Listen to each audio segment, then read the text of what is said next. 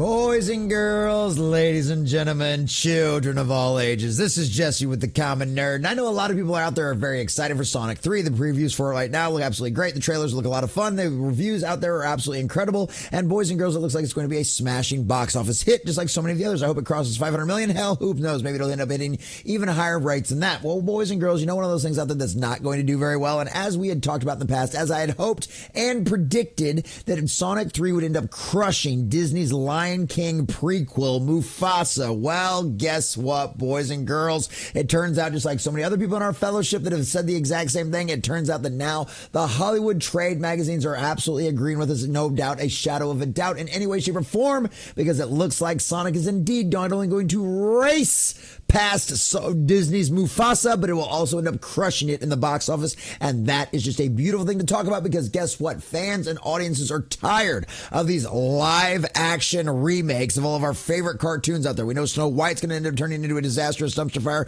much in part to what Rachel Ziegler has done, but as well as Mufasa is, because the audiences are just tired of this. Give us something new, give us something original, and don't claim that something that's pretty much entirely CGI is somehow live action. Well, guess what? It's not going to matter. The audiences have woken up, and even the trade magazines can't shill for Disney anymore, because it looks like Sonic is going to absolutely crush Mufasa. Because as you can see from our dear sweet friends over here at thatparkplace.com and our dear sweet Montanero, Sonic 3 predicted to race past Mufasa for a weekend domestic box office lead. And why shouldn't it? The Sonic franchise is one of those ones that started out bad when it came to the movies, right? We all saw that first trailer. Everybody was like, oh my God, that's horrendous. That's hideous. That doesn't look anything like Sonic. What is this freaky, nationally thing, right? And guess what happened? Guess what happened? And it's something we never thought would ever happen in the history of fandom, in the history of Hollywood out there. They listened to the audience, and they spent a year fixing that movie. And guess what? When it came out, it was a resounding success. It's one of the #1 franchises Paramount has. And Paramount owns Star Trek, and Sonic is beating it out as a franchise, and it's not even close, boys and girls, because guess what? And I know it's a strange concept. They listen to the audience, they listen to the fans, and they gave us something that we absolutely love. Unlike the direct opposite with Disney, where they continue to shove garbage down people's throats over and over again that people do not want, and they have lost hundreds of billions of dollars trying to do that. Whereas the direct opposite, Sonic made the fans happy, and now it looks like they are going to crush Mufasa at the box office, and that's exactly what we're going to talk about here right now and get all the juicy details of the numbers. But before we do, if you do enjoy our content, hit that like button, share with all your friends, and subscribe or follow if you have not already, boys and girls, because we are grinding, we are growing, and I could not do that without every single one of you. Also, leave us a comment in the section down below. Which you prefer to go see? Are you going to go see Mufasa, or are you going to go see Sonic on opening weekend? Because both of them come out this weekend at the exact same time. Which one are you looking more forward to? Do you think Mufasa's going to actually be good? Do you think Sonic's going to actually be good? Let us know what you think about all that in the comment section down below. And if you would like to support this channel, please check out the links in the description as well. All right, from thatparkplace.com and our dear sweet Montanero, Disney may face a major embarrassment this weekend when Mufasa, the Lion King, opens against the highly anticipated Sonic the Hedgehog 3. Industry experts predict Disney will fall short, with Sonic 3 expected to defeat Mufasa in the domestic weekend box office, which is a beautiful thing to hear about. Tonight, Sonic and Mufasa will go head-to-head, igniting a Christmas box office race that has become the talk of Tinseltown. Disney enters this contest with every advantage. For starters, Disney controls the premium theaters. It will release Mufasa in nearly every IMAX, Dolby, and 4DX theater. This film also gets a 3D release, more total venues than Sonic. Mufasa will show in 4,000 North American theaters versus Sonic's 3,800. At theaters like Disney Springs AMC in Orlando, Sonic only has one screen in the main auditorium and one in the adjacent dine-in theater, while Mufasa will open on 5 screens. And even with all of these advantages, Sonic is still looking like it's going to race past this. That just shows you how damaged the Disney brand is, when our cute little blue hedgehog from a failed video game industry, a failed video game company out there, the franchise, the mascot of that failed video game company out there, is now going to kick Disney, the Walt Disney Company, global phenomenon, been around forever. Disney, they're going to get their butts kicked by a little blue hedgehog, and that is incredible. The Lion King name also carries more weight than Sonic. The original animated classic embodies Disney's 1990 Renaissance. I mean, the classic is an absolute amazing original. It's so good and just so wonderful, and the music and the songs and everything. I was a Disney kid. I loved all those movies. I cannot tell you how many times I watched Lion King and sang The Circle of Life over and over again, and Timon and Pumbaa and everything. Needless to say, they're absolutely right. Lion King carries a very heavy weight. The Lion King live action remake once held the record's highest grossing animated film of all time, until Inside Out 2 released earlier this year. The predecessor, Mufasa, earned an astounding $1.6 billion. I cannot believe that many of you people went and saw that. I think that thing looked like a horror show for me, with the uncanny valley effect right from the beginning. But apparently enough y'all out there, especially globally, must have loved that thing. The original 1994 Lion King animated film grossed $763 million, which adjusted to inflation is over $1.6 billion in 2024 dollars. So needless to say, it was a resounding success. And yet, industry watchers still expect Sonic to win.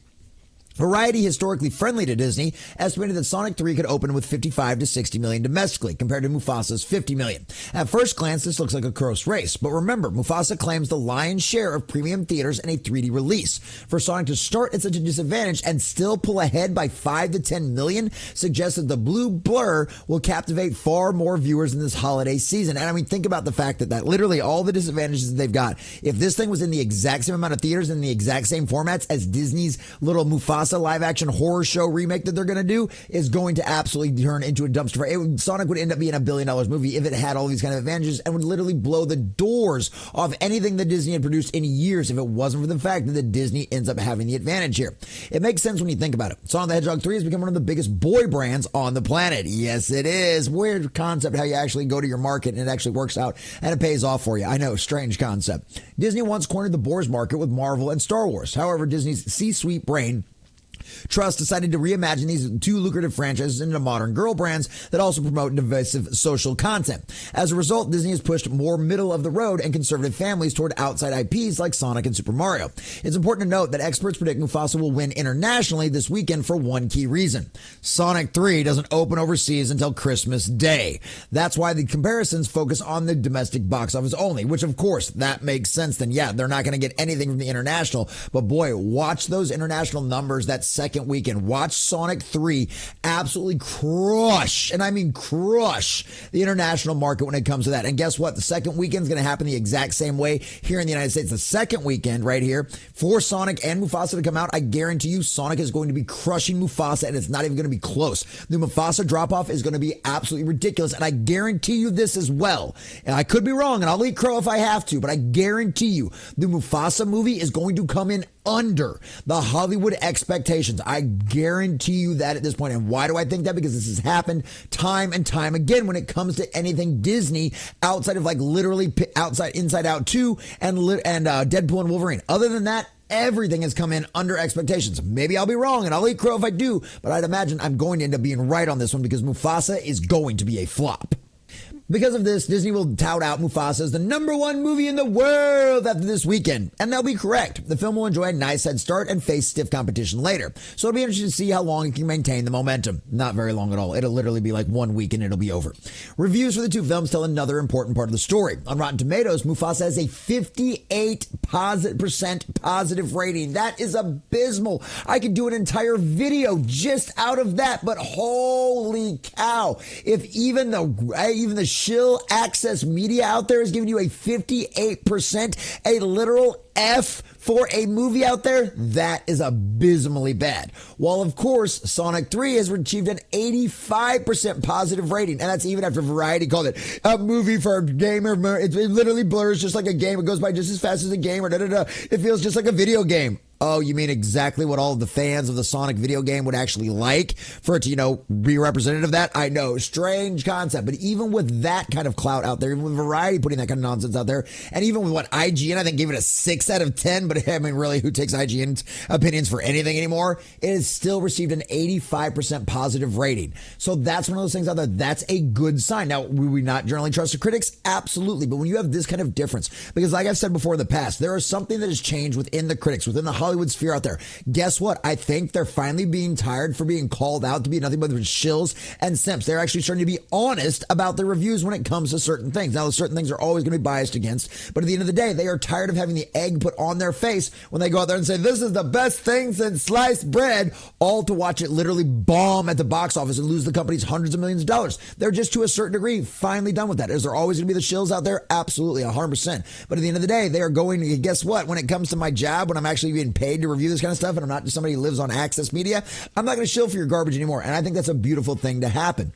So even if Mufasa opens big, we could witness the Moana 2 effect, which obviously saw Moana go down slowly and slowly out there. It's one of the reasons why we didn't cover the box office. It opened up great. Hey, guess what? That movie made them a profit, and at the end of the day, that's the only thing that's important. And it made them several hundreds of millions of dollars profit. But apparently, according to this article anyway, apparently some of the people out there in the industry thought that movie was going to make $2 billion globally. And I'm like, you all are insane. At best, I thought it was going to make probably $1 billion, but it ended up coming out like over 700 million, and that's just after a month. And so obviously, it's not going to end up hitting $1 billion at this point because that ship has sailed, which is kind of funny considering Moana. But anyway, it's literally one of those situations where I thought it was going to make $1 billion, but it turns out the movie was not as good as what a lot of people expected to be. Word of mouth got around. It wasn't that great. There wasn't a lot of return investment on this kind of stuff. And guess what? This is exactly what you get when you decide to take a television show and like 10 episodes and cram it all into one big movie. Yeah, it's not going to work out very well. It sure as hell doesn't work out when you take a movie and divide it into 10 episodes on your Disney Streaming Plus service. Guess what? The same thing doesn't work in reverse either. But Disney was desperate for a win, and whether you like Moana or not, whether or not you thought it should make $1 billion or not, it is a win.